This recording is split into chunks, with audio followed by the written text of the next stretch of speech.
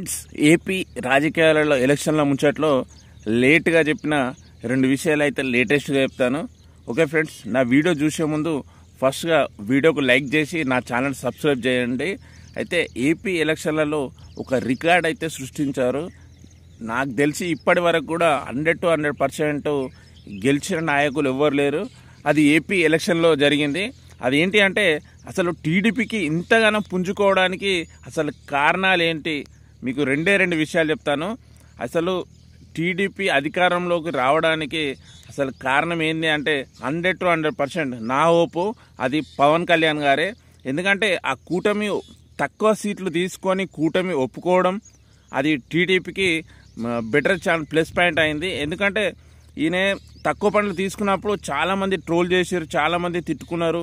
పవన్ కళ్యాణ్ గారు ఎందుకు 21 సీట్లు తీసుకున్నారు, చంద్రబాబు నాయుడు పవన్ కళ్యాణ్ గారిని మోసం చేస్తున్నాడు, 21 సీట్లు ఇచ్చి ఆయన మిగతా ఆయనే తీసుకుంటున్నాడు అనేసి చాలామంది ట్రోల్ చేశారు. అక్కడ ఏంటి అంటే పవన్ కళ్యాణ్ గారి ఫేత్ చాలా ఉంది ఏపీలో కాదు ఎక్కడైనా. ఆయన ఫ్యాన్స్ కానీ ఆయన ఎలాంటి పదవి లేకున్నా కరువు రైతులకు తన సొంత పైసలు ఇవ్వడం, సినిమాకు వచ్చిన పైసలతోని ఆయన పార్టీని నడిపించడం, ఆయన మంచి క్యాండిడేటు. అయితే ఆయన 21 సీట్లు తీసుకొని 100% గెలిపించుకున్నాడు 21 సీట్లను. ఆయన ఎక్కువ తీసుకున్నా కానీ మినిమం ఒక 50 సీట్లు తీసుకున్నా కానీ గెలిచే ఛాన్స్ అయితే ఉండే. కానీ ఆయన పగడ్బందీగా నీకు 21 సీట్లు తీసుకొని గెలిపించుకున్న సత్తా ఆయనకుంది. అదే ఫేతు టీడీపీ కూడా ప్లస్ అయింది. వీళ్ళ జనసేన పార్టీ టీడీపీతో పొత్తు కూడంతో టీడీపీ పార్టీకి కూడా అది ప్లస్ పాయింట్ అయింది. మళ్ళీ ఇంకోటి ఏంటంటే రెండో రీజను, చంద్రబాబు నాయుడు గారిని అరెస్టు చేసినప్పుడు అరే అంత మంచి సీనియర్ నాయకులు, మాజీ సీఎం, అలాంటి వ్యక్తిని వీళ్ళు జైలుకు పంపించడం అనేది ఏపీ ప్రజలలో చాలా మెలుకు వచ్చేసింది. అందుకే చాలా ప్లస్ పాయింట్ అయింది. ఈ జనసేన పార్టీ పొత్తు కూడడం, పవన్ కళ్యాణ్ గారి ఫేత్ టీడీపీ పార్టీకి యూజ్ చేసుకోవడం, మళ్ళా చంద్రబాబు నాయుడు అరెస్ట్ అయిన ఈ రెండు విషయాలలో ఆంధ్రప్రదేశ్ ప్రజలకైతే ఒక దిమాక్ అయితే వచ్చిండు. ఇంకొకటి ఏంటి అంటే చంద్రబాబు నాయుడు గారి ఫ్యామిలీ అందరూ కూడా ఈసారి ప్రచారంలోకి రావడం ఈసారి చాలా హడావిడి హాట్ టాపిక్గా మారింది ఆంధ్రప్రదేశ్ ఎలక్షన్లు. ఇదొక రికార్డు. అసలు ఏపీ ఎలక్షన్లు ఒక హిస్టరీ సృష్టించారు, ఒక చరిత్ర తిరగరాశారు. అయితే వైఎస్ఆర్పీ అధికారం దించడం కానీ, తెలుగుదేశం పార్టీ అధికారం రావడం కానీ, జనసేన పార్టీ 21 రావడం కానీ, ఇదైతే ఒక చరిత్రనైతే సృష్టించారు ఏపీ ఎలక్షన్ ఏపీ ఎన్నికల్లో ప్రజలు కానీ. అయితే ఇంకోటి ఏంటంటే వైఎస్ఆర్సీపీ కూడా ఓడిపోవడం కూడా ఒక రికార్డే. ఎందుకంటే 151 సీట్ల నుంచి ఏకదం 10-12 సీట్లకు పడిపోవడం అనేది అది కూడా ఒక రికార్డే. అంత భారీ మెజారిటీతో గెలిచి లో స్థాయికి పడిపోవడం అనేది అది కూడా ఒక రికార్డే.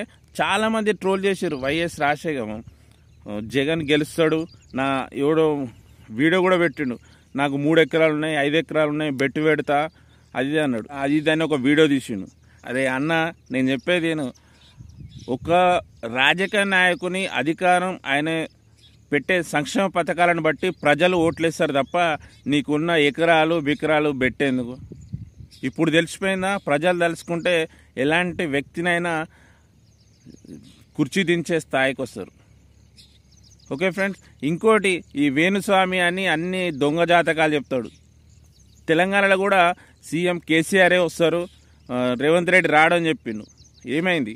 ప్రభాస్ విషయంలోకి వస్తే ఆయన ప్రభాస్ ఒక్క సినిమా కూడా నడవది, ఆయన జాతకం మంచిగా లేదు, సాలార్ నడవది, ఏం నడవదు అన్నాడు. అలాంటిది చూశారు కదా. ఇప్పుడు జగన్ 2024లో సీఎం ఉంటాడు, 2029లో సీఎం ఉంటాడు అని చెప్పిండు వేణుస్వామి జాతకదారుడు. ఇప్పుడు ఏమైంది? పోయి ఇంట్లో కూర్చున్నాడు. నీ జాతకాలంతా బంద్ అయింది, దుకాణం బంద్ చేసుకొని వరల్డ్ టూర్కు తిరుగు బండ్లు వేసుకొని. నువ్వు చెప్పేదంతా శుద్ధ తప్పు. నీకు నువ్వే జాతకాలు చూస్తున్నావా, నీ కింద ఇద్దరిని పెట్టుకొని అక్కడిక్కడ పంపించి వాళ్ళ గురించి తెలుసుకోనరా నేను చెప్తా అని అలాంటి జాతకాలు చెప్తున్నావు నాకు తెలియదు, కానీ నీ జాతకం పుస్తకం బంద్ అయిపోయింది. జాగ్రత్తగా ఇప్పటికైనా.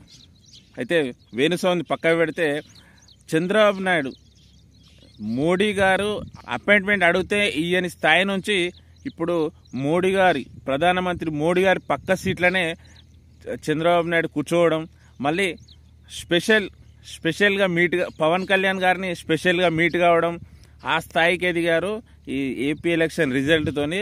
అయితే వీళ్ళు కూటమి చేసుకున్నారు. అయితే ఇంత బాగా ప్రచారం జరిగి ఇంత తెలుగుదేశం పార్టీ గెలవడానికి రీజన్ అయిన పవన్ కళ్యాణ్ గారికి అయితే ఆయనకు ఏ మంత్రి పదవి ఇస్తారో ఏపీ ప్రజలకైతే ఆ టాపిక్గా మారింది. అసలు పవన్ కళ్యాణ్ గారికి ఏ మంత్రి పదవి ఇస్తారు, ఏ పోస్ట్ ఇస్తారు అనేది చాలా హాట్ టాపిక్ అయితే మారింది.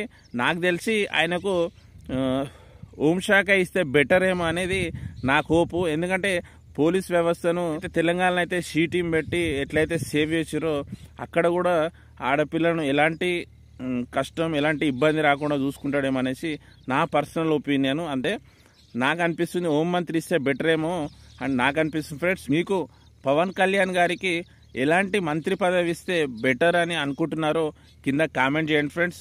నాకైతే హోంమంత్రి ఇస్తే బెటర్ ఏమో అని నా పర్సనల్ ఒపీనియన్. మీకేమనిపిస్తుందో మీరు కింద కామెంట్ చేయండి. ఓకే ఫ్రెండ్స్, నాకు తెలిసిన విషయాలు అయితే నేను చెప్పిన. మీకు ఏమనిపిస్తుందో, మీకు నచ్చితే లైక్ చేయండి లేదా కామెంట్ చేయండి. నా ఛానల్ అయితే సబ్స్క్రైబ్ చేసి లైక్ చేస్తారని అనుకుంటున్నాను. Okay friends, bye.